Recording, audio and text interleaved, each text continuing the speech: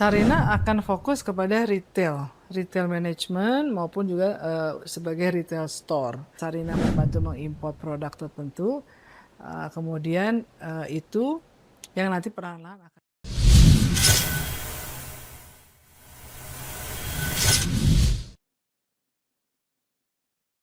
Sekarang ini Sarina ada 4 pilar bisnis.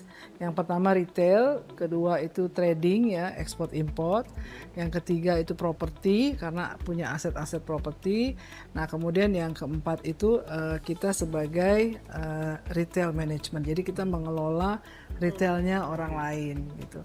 Yang sekarang masih paling besar kontribusinya itu trading karena dari beberapa belas tahun itu terus dibesarkan gitu, walaupun perlahan-lahan kita harus mulai convert dari import menjadi ekspor. Nah, saat ini yang besar tuh masih di import. Dari situ ada fee, Sarina membantu mengimport produk tertentu, kemudian itu yang nanti perlahan-lahan akan di-switch jadi ekspor. Tapi yang menjadi core bisnis adalah retail. Sekarang masih sekitar 25% ya, 20-25%. Tapi going forward dengan adanya role baru Sarina sebagai retail operator di area retailnya BUMN lain, itu bisa menambah revenue jenis kan. Misalnya area retail di bandara itu yang mengelola Sarina. Area retail di kereta api, di Sarina, area retail. Jadi sekarang stasiun kereta api cepat, kereta api cepat Jakarta Bandung, itu retailnya Sarina. Nah, terus di airport itu juga gitu, di destinasi pariwisata juga, Taman Mini, misalnya di Borobudur, di Bali gitu, di airport ya. Sarina akan fokus kepada retail management maupun juga sebagai retail store. Yang lainnya itu adalah penunjang retail. Makanya dengan InJourney ya sebagai holding dan roadmap-nya itu Sarina diberi tugas menjadi retail management gitu. Karena di sini Bu, kalau Ibu lihat ya, bahwa Sarina tuh dua fungsinya di Sarina Tamrin.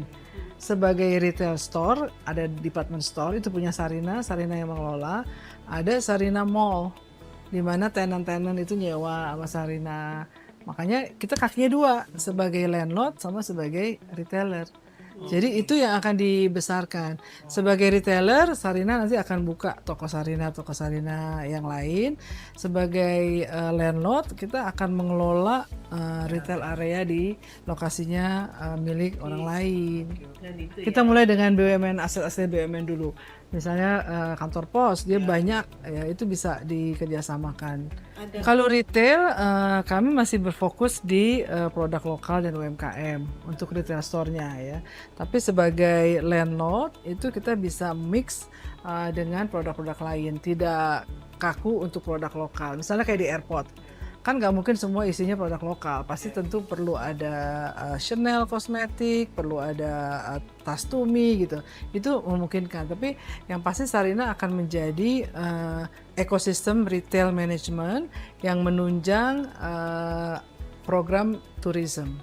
Ini juga masih jadi PR, terus terang sekarang dalam memonetize traffic yang datang ke Sarina. Ini masih jadi PR, masih PR. Ya, udah perlahan-lahan ketemu, karena kan awalnya Sarina ini karena ini panggung karya Indonesia, jadi produk-produk dari yang mulai murah sampai mahal juga ada di sini. Nah, itu yang nggak bisa, artinya nggak bisa semua segmen itu akan convert berada di lokasi yang sama. Jadi memang harus pilih segmen A, B, atau mau C, D gitu. Nggak bisa dari A sampai D, itu nggak bisa. Jadi awalnya seperti itu, akhirnya kita mulai kerucut lagi. Oh, target kita adalah memang maunya yang A, B, dan turis gitu ya. Yang DE-nya ada karena memang harus menyediakan juga, tapi porsinya lebih sifatnya ke pop-up market, atau itu dia menjadi kontribusi yang tidak signifikan misalnya, tapi karya Indonesia unggulnya tuh itu yang tetap harus dipertahankan. Misalnya nyari batik ya, ya dia bisa aja nyari batik ke Tamcit, cari batik kemana-mana, tapi kalau mau nyari batik yang bagus ya ke Sarinah gitu. Cari handicraft misalnya, bisa dia mau di Jalan Surabaya di handicraft, tapi kalau nyari handicraft yang komplit ya di Sarinah. Gitu. Jadi kita memang mau tetap segmennya adalah untuk produk-produk Indonesia unggul. Nah ini juga menarik Bu. Jadi yang kayak tadi kita tuh coba menjadi trend creator. Jadi bukan follow the trend tapi create the trend. Itu yang Sarinah lakukan. Kita create trend bahwa performance itu tidak harus indoor. Misalnya performance itu bisa di pinggir jalan sedikit pun. Semakin dekat ke jalan, semakin dekat dengan customer itu semakin baik. Kalau dulu mall tuh pasang pagar tinggi-tinggi jauh dari jalan, masuknya lah jauh gitu sehingga orang tuh nggak mungkin untuk jalan. Tapi di Sarinah dia tinggal turun MRT dia langsung masuk, nggak ada pagar gitu. Jadi itu yang akhirnya kita edukasi customer dengan cara yang berbeda. Akhirnya mereka sudah menemukan excitementnya di situ. Nah baru kita giring mereka suruh belanja gitu, masuk belanja dengan makan minum atau belanja-belanja produk Indonesia. Makanya event itu sangat menjadi vital di dalam satu community mall karena mall ini di-drive oleh komunitas, di mana komunitas ini harus di-engage, ya, engage-nya dengan cara event dan juga kegiatan lainnya seperti workshop misalnya. Kita workshop apa aja sini ada Bu, mau merajut, mau bikin lilin, mau gitu ada komunitas. Olahraga ya, Sarinah Sehat, ada komunitas yoga, yang pon, yang Thai boxing, di sini juga ada. Gitu. Jadi memang semua balik lagi kepada KPI, ya KPI-nya top line sama bottom line, ya, sales-nya yang diukur, kemudian juga profitability-nya. Ya. Ini yang jadi pegangan utama. Jadi sekarang gimana kita men-secure top line sesuai target, menjaga cost-nya ya, cost leadership-nya sehingga bottom line-nya juga bisa terus diimprove.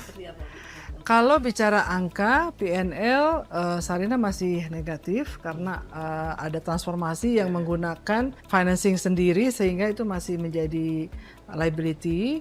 Tapi secara bisnis tidak dikaitkan dengan hutang atau cicilan ini ya, renovasi itu sudah mulai positif.